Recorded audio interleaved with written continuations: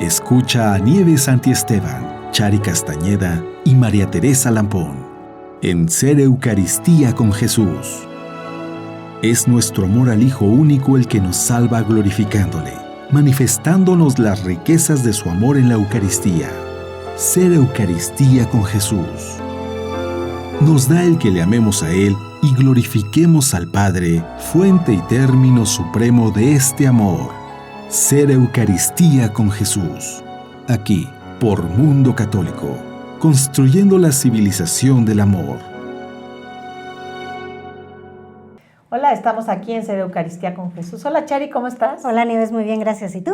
Muy bien, gracias a Dios. Qué bueno. Aquí un día más con un programa muy interesante sobre un tema muy polémico, que ha sido polémico toda la vida, ¿verdad? Así es, pero precisamente ahorita en los últimos meses y especialmente ahora durante el mes de enero está tomando como que mucha fuerza, se está hablando mucho de él. Atinaste bien en escoger este tema porque, bueno, van a salir a la luz cosas muy interesantes que nos van a ayudar tanto a nosotros a comprender más qué está pasando como también a las personas que nos siguen. Pues el celibato obviamente ha sido practicado por la Iglesia Católica desde Jesús hasta la fecha y impuesto mucho tiempo después de que murió Jesús, pero definitivamente ha sido una práctica muy continua dentro de la Iglesia Católica.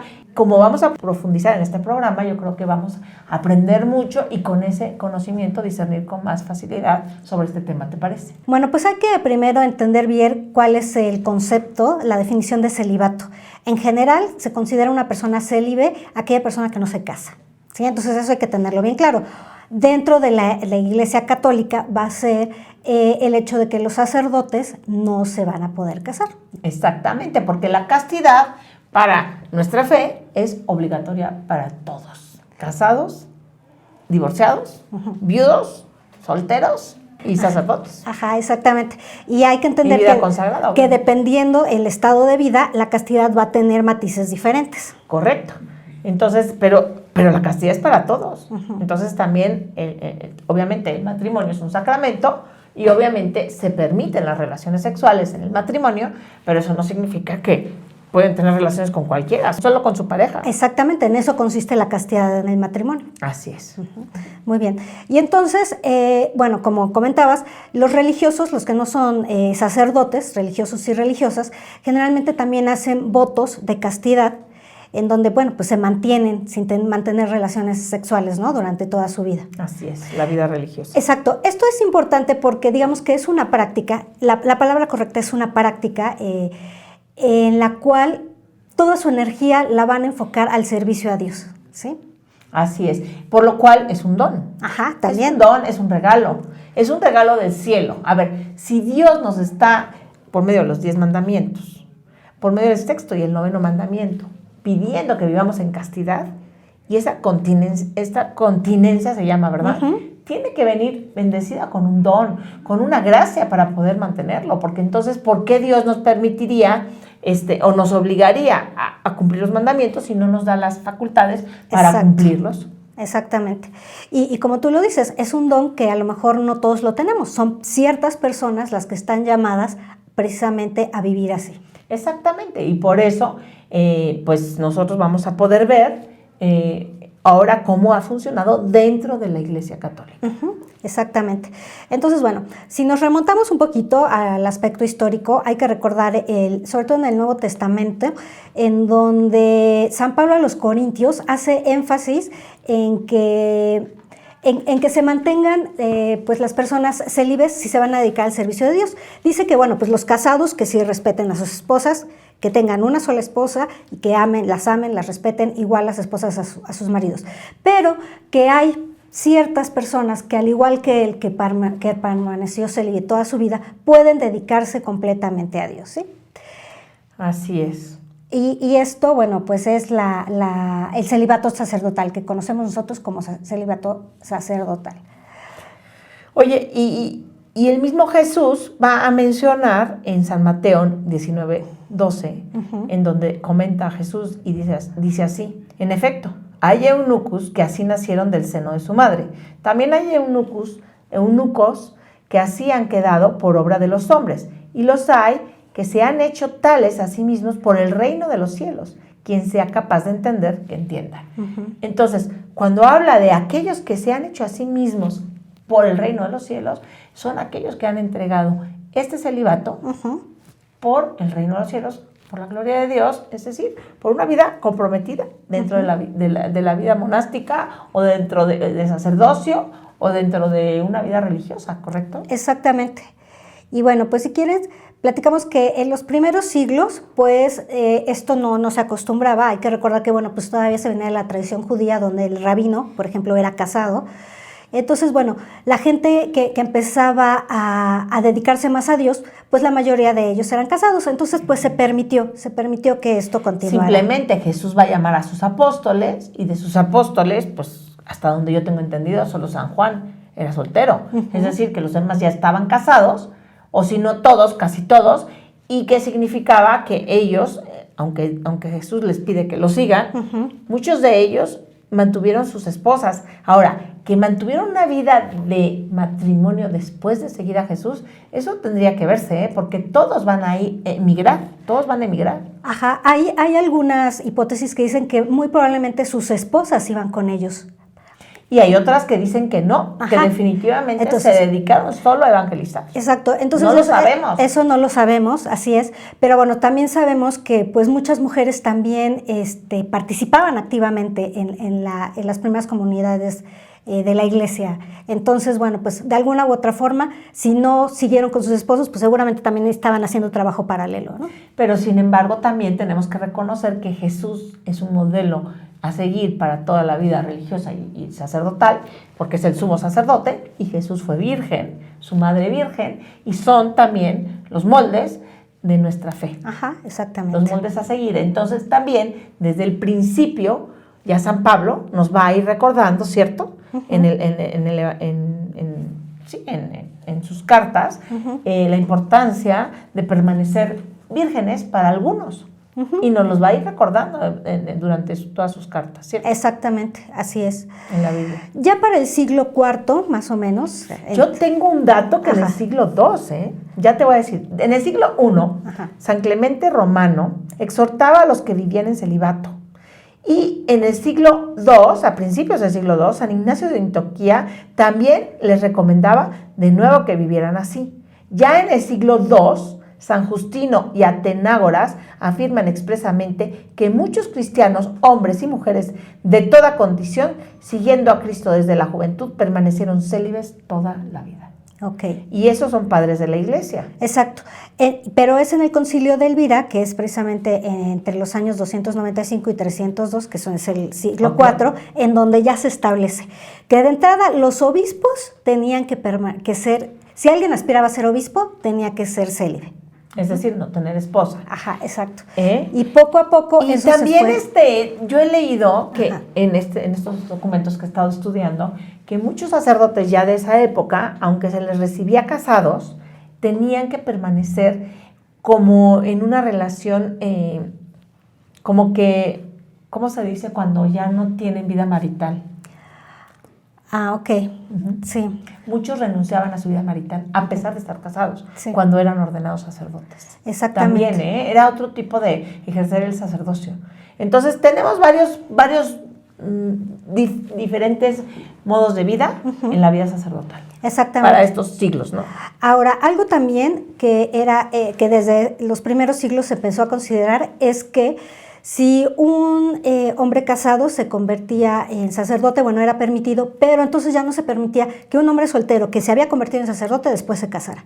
Eso desde los primeros siglos se empezó a llevar. Así es, incluso la Iglesia Oriental, que hasta el día de hoy se casan, tienen eso. Es decir, se reciben sacerdotes casados, pero no al revés. Sí, y eso es muy importante mencionarlo. Dentro de la Iglesia Católica tenemos como que dos iglesias, la que es la occidental o la romana, que es la más difundida, y está también la Iglesia de Oriente, que se divide en 24 ritos. Esos ritos sí permiten esto precisamente, que si un hombre se casa, después puede convertirse en sacerdote y permanecer casado. Ajá. Obviamente tiene que tener algunos requisitos, entre ellos obviamente la aprobación de la comunidad de la esposa. Ajá, exactamente. Y fíjate que en esos ritos, bueno, en la iglesia oriental, ajá, los maronitas, por ejemplo, en algunas ocasiones consideran que, digamos que ahí está como que la opción, pueden ser solteros o casados, pero en muchas ocasiones consideran que el casado es como más respetable porque tiene una vida como que más organizada, o se supone que debería ser. Sí, sí, sin embargo, fíjate que también se ha reconocido que se han hecho como dos iglesias, los casados y los solteros, entonces los célibes. Entonces también pues es un punto delicado lo que están viviendo en la iglesia oriental, porque también están en este siglo precisamente viviendo divorcios. Entonces también están viviendo cosas difíciles en la iglesia oriental. Exacto. O sea, no es un tema tan fácil como se oye. Claro. Ahora, algo muy importante que hay que recalcar es que los sacerdotes de la iglesia oriental tienen las mismas facultades que los sacerdotes de la iglesia occidental, ¿sí? Correcto. Entonces, si nosotros asistimos a una de estas misas, a una de estas es válida totalmente. Exactamente. Sí, porque ellos son obedientes al Papa. Exacto. Eso ¿correcto? es sumamente importante. El siglo III, pues no fue San Benito el que puso también las reglas monásticas. Sí, entonces también ahí eso es algo importante porque aquellas personas que se iban a los monasterios, ahí sí definitivamente no podían estar casados. Así es, y ahí es cuando empiezan las primeras reglas monásticas, que por cierto se conservan hasta el día de hoy en muchos monasterios, en donde hacen 3 votos, el de pobreza, castidad y obediencia. Y estos votos se remontan desde el siglo III. Entonces ya para entonces empieza a ser común el ver la vida monástica religiosa con célibes. Exacto, y esto también fue aceptado muy fácilmente porque además en otras religiones también se lleva así. En el budismo, por ejemplo, los monjes no se casan, son célibes también toda la vida, y en algunas otras religiones, precisamente por el mismo principio, por dedicar toda su vida, toda su energía al servicio de Dios. Mira, no lo sabía dentro de ellos, pero bueno, era de esperarse, ¿no? Muy bien. Claro, es una consagración de vida, es una consagración a Dios totalmente. Así es. Y bueno, pues ya para el año de 1123, más o menos, con el primer concilio laterano, aquí ya se reglamentó y ya se dejó completamente establecido que cualquier candidato que quisiera ser sacerdote tenía que ser célibe. Entonces, para que veamos desde cuándo se remonta para la Iglesia romana esta regla del celibato para el sacerdote. Y fíjate que en ese entonces, cuando se estaba, porque en la Edad Media se sufre mucho, por cierto, sobre, pues, les empieza a dar mucha preocupación qué va a pasar con los bienes de la iglesia, si los van a heredar los hijos de los sacerdotes o qué va a suceder. Entonces también empiezan a haber otros motivos más, porque es cuando empieza a crecer muchísimo las iglesias en toda Europa, ¿no? Entonces empieza a haber una preocupación verdaderamente del pueblo para aquellos sacerdotes casados. Exacto, entonces fue precisamente en esta época donde ya se queda establecido, ¿no? Por todos esos motivos que los sacerdotes no iban a casarse. Perfecto, perfecto. Ok. Ahora, y a partir de entonces, bueno, es que se tiene esta tradición. Ahora, es bien importante recordar que, bueno, nadie está obligado a ser célibe y a no a casarse. Solamente aquellos sacerdotes que deciden, pues ahora sí, convertirse en sacerdotes. Hay que recordar esto también muy bien. Los aspirantes al sacerdocio llevan muchos años preparándose, durante los cuales ellos saben a qué se van a enfrentar.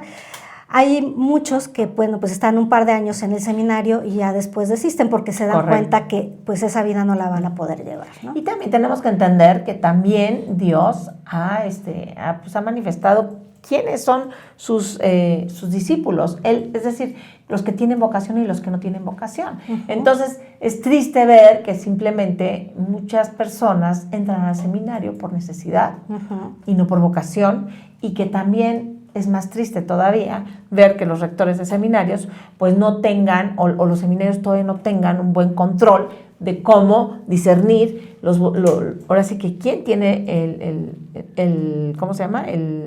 Pues la vocación. La vocación y quién no la tiene. Exacto. Es importantísimo durante el seminario discernir quién tiene vocación y quién no la tiene. Y ya, dado que algunos no tienen vocación y se ordenan, pues es correcto que muchos van a caer, ¿no? Exacto. Y bueno, para esos casos, pues también está la puerta abierta para que dejen el sacerdocio y se dediquen a una vida matrimonial. Sí, de hecho, se llama dispensa. Ajá, entonces ellos ya no pueden ejercer el sacerdocio, excepto en casos de gravedad o casos de muerte. De vida y muerte.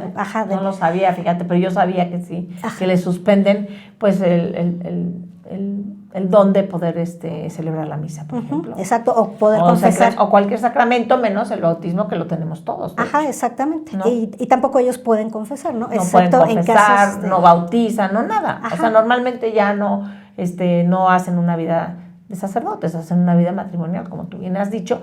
Y otra cosa, yo tengo entendido que cuando les dan la dispensa, no necesariamente los permiten casarse, ¿eh? Exacto. Les permiten casarse una vez, pues no sé, es muy extraño porque lo conocí de un caso muy cercano. El hijo de una amiga mía pidió la dispensa, pero tristemente pues ya tenía una pareja y no se podía casar. Y luego me enteré que hasta que tuvieran un hijo podían pedir el sacramento del matrimonio. Ah, ok. Es increíble, pero al mismo tiempo, pues tampoco la iglesia los va a empujar a tener matrimonios inmediatamente que se dispense su vida. A fin de cuentas, tuvieron muchos años para discernir. Pues es una tristeza que, pues sí, así como se anulan matrimonios, se dispensen los sacerdocios. Sí. Pero tampoco va a empujarlos a que se casen todos, ¿no? Sí, exactamente. Ahora, también hay que recordar que la Iglesia Católica da otra opción para aquellas personas, aquellos hombres casados que de alguna forma quieren participar activamente en el servicio de Dios. Tenemos el caso de los diáconos permanentes. Así es. Y para ser diácono permanente también pueden ordenarse casados, pero una vez más, tienen que estar casados para ordenarse diáconos. Exactamente. No al revés, no son diáconos permanentes y luego se casan. No. Y otra, también tienen que ser mayores de 35 años. Exactamente, y ya tienen que cubrir varios requisitos. Y algo importante, que la única diferencia, o prácticamente la única diferencia que van a tener con los sacerdotes, los diáconos, es que no van a poder consagrar y no van a poder confesar. Correcto. Pero todos los demás sacramentos sí los pueden hacer. Matrimonio, bautizo. Es importante recordar cuál es la postura de la Iglesia o del Vaticano en este caso. El Papa Francisco está consciente de que, aunque esta es una regla, que no es un dogma de fe, hasta este momento no están dispuestos a cambiarlo, ¿sí? Se debe mantener todavía el celibato. Sí, de hecho Juan Pablo II recuerda que la Iglesia durante toda su historia ha defendido la superioridad del carisma de la virginidad frente al del matrimonio, por razón de vínculo singular que tiene con el reino de Dios. Pues aunque todos estamos llamados a la santidad, casados, célibes y obviamente sacerdotes, todos estamos llamados a la santidad, a la vida religiosa, todos. Independientemente de eso, aquí Juan Pablo II deja bien claro que siempre se considera con superioridad el carisma de la virginidad frente al del matrimonio. Fíjate qué interesante, ¿eh? Exactamente. Pues sí, definitivamente son dones que tienen especiales esas personas, ¿no? Y entonces y que lo ofrecen por el reino de Dios. Claro, exactamente. Es una ofrenda. No podemos negarlo, ¿no? El Papa Benedicto XVI también ha hecho énfasis en la importancia de mantener el celibato durante también su pontificado. Bueno, él les voy a leer lo que dijo. Con el voto de castidad, los sacerdotes religiosos y religiosas no se consagran al individualismo o a una vida aislada, sino que prometen solemnemente poner las relaciones intensas de las cuales son capaces al servicio de Dios. O sea, haciendo también énfasis de que, pues precisamente ese celibato sirve para enfocarse mucho más a Dios. Así es. Y esto les regala un bien superior. Entonces tenemos que entenderlo como tal. Es un regalo para nosotros en la Iglesia Católica tener sacerdotes célibes. Porque ya de entrada, en el momento en que se ordenan, están haciendo una ofrenda por toda la vida muy grande y con mucho valor para el cielo. Tan lo tiene que Jesús permaneció célibe y la Virgen María también. Y continuamente nos lo recuerdan, ¿no? La Virgen Madre antes y después del parto. Es decir, Virgen, o sea, la virginidad es verdaderamente muy apreciada por el cielo. Sí, exactamente. Ahora, es importante recordar que también se han hecho algún tipo de dispensas especiales para los casos de cristianos protestantes que dentro del protestantismo tenían ciertos ministerios que a lo mejor eran pues pastores o que eran hasta obispos, pero que deciden convertirse a la Iglesia Católica y quieren seguir sirviendo dentro de la Iglesia Católica de una forma similar a la que hacían antes. Y entonces también el Fue Papa Benedicto XVI. Benedicto XVI en el año 2009, imagínate, muy reciente, concedió esta dispensa especial para todos aquellos pastores casados, que ya estuvieran casados. Exactamente. Y que quisieran seguir siendo pues ministros. Y entonces ellos tienen una preparación especial para convertirse en sacerdotes y ejercer el sacerdocio dentro de la Iglesia Católica. Así es. Y bueno, también tenemos que recordar que así como el matrimonio, en el momento que tú das tu sí en el matrimonio para toda la vida a esta tu pareja, pues también ellos cuando dan su sí en el momento de la orden sacerdotal, recalcar, ¿no?, que siempre la Iglesia ha aceptado casados, que no acepta que luego se casen, que es distinto. Exacto. Es muy importante recalcarlo porque, claro que ya lo hemos dicho, pero para que vean la importancia de que se van a recibir solamente casados a ordenarse sacerdotes, pero no al revés. No que pastores que son solteros se ordenen y luego se casen. No, sí, eso sí que no. Exactamente. Ahora, también estos pastores o estas personas, pues ya se convierten en sacerdotes siendo casados. Si en caso de que muera su esposa, no se pueden volver a casar y no tienen permitido el divorcio. Fíjate qué interesante todo esto que está pasando. Sí. Entonces, bueno, creo que es muy importante dar a conocer que la Iglesia Católica da opciones antes y de hecho no ha querido abrir esa puerta, por lo menos ahora, porque considera que abriendo esa puerta a lo mejor se da paso a más gente que no tiene una verdadera vocación al sacerdocio. Es real. Si con todas estas restricciones muchas veces pues pasan creen que es una profesión. Algunos sacerdotes tristemente están muy mal formados, asistieron a seminarios con malos rectores, con malos superiores, con lo que no sabemos los motivos, pero vemos sacerdotes que tristemente creen que es una profesión y que es un modo de vida, y no es así, es una entrega al reino de Dios desde la tierra, ¿no? Y todos estamos comprometidos al reino de Dios, pero los sacerdotes principalmente lo entregan en el momento que reciben la orden sacerdotal. Así es. Entregan su vida, y su vida por completo. Y este celibato es muy grato al cielo. Y tan es así que San Pablo lo demuestra cuando escribe: me gustaría que todos fuesen como yo. Y lo dice en Corintios 7:7. O sea que es algo verdaderamente deseado por el cielo, ¿no? Sí, obviamente, definitivamente, bueno, no todos podemos tener ese mismo don, porque si no, pues ya no habría procreación y ya se terminaría la especie humana. Pero entonces, por eso, en el plan divino de Dios, Él sabe a quiénes les da este don, a quiénes les da este carisma y a quiénes no. Así es, y aquí me encanta esta reflexión que hace San José María Escrivá de Balaguer, por favor, con respecto al celibato, y dice: a mí no me asusta el amor humano, el amor santo de mis padres, del que se valió el Señor para darme la vida. Ese amor lo bendigo yo con las dos manos. Los cónyuges son los ministros y la materia misma del sacramento del matrimonio, como el pan y el vino son la materia de la Eucaristía. Por eso me gustan todas las canciones del amor limpio de los hombres, que son para mí coplas del amor humano a lo divino.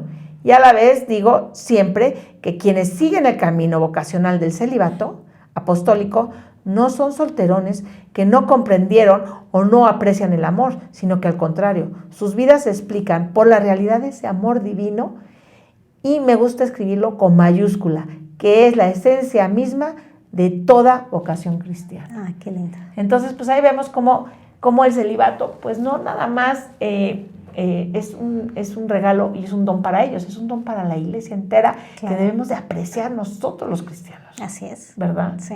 Porque además que imitan a Jesús, están viviendo para entregarse para el reino de los cielos en un eterno sacrificio, ¿verdad?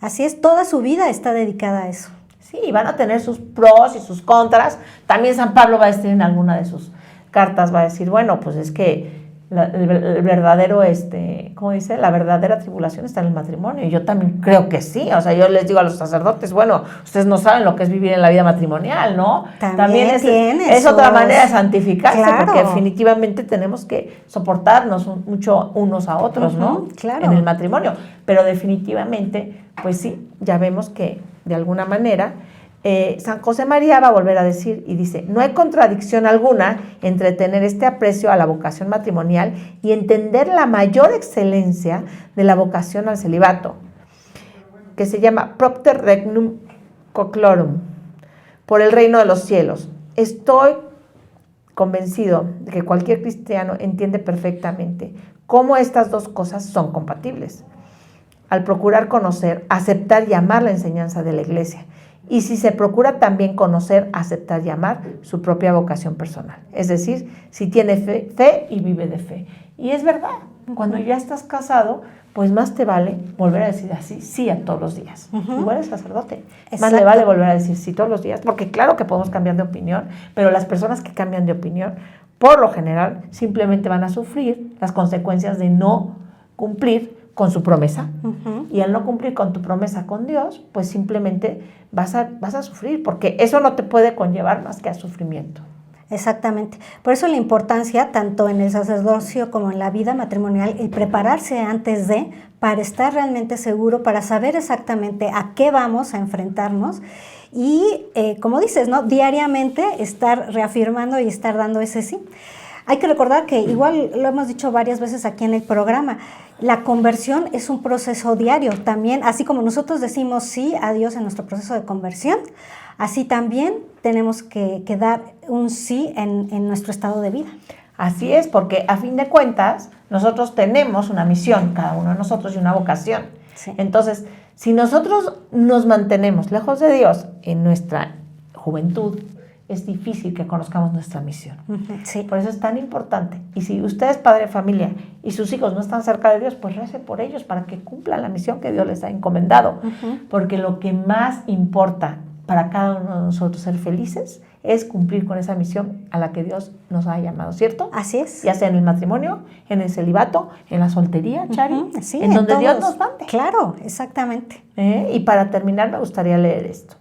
Y dice, no hay que olvidar que la sabiduría del mundo siempre ha sido hostil a la virtud cristiana de la castidad y en particular a la libre elección del celibato. Esa es una hostilidad que tiene el mundo porque no lo entiende, no lo comprende. Entonces dice, se requiere por tanto, por parte de quien está en camino, una capacidad de sobreponerse a esta forma de pensar y que abrace reflexivamente este don y al mismo tiempo un convencimiento de que el ejercicio de la sexualidad no es una necesidad de la persona. Puede haber motivos superiores que piden esa entrega. Y sí, definitivamente, si Dios te pide ser célibe, pues te va a regalar el don, ¿cierto? Así es, así es. Pues yo creo que con esto nos vamos, Chari. Muchas gracias, Nieves. Un programa muy, muy interesante y muy enriquecedor. Así es, que Dios los bendiga. Muchas gracias.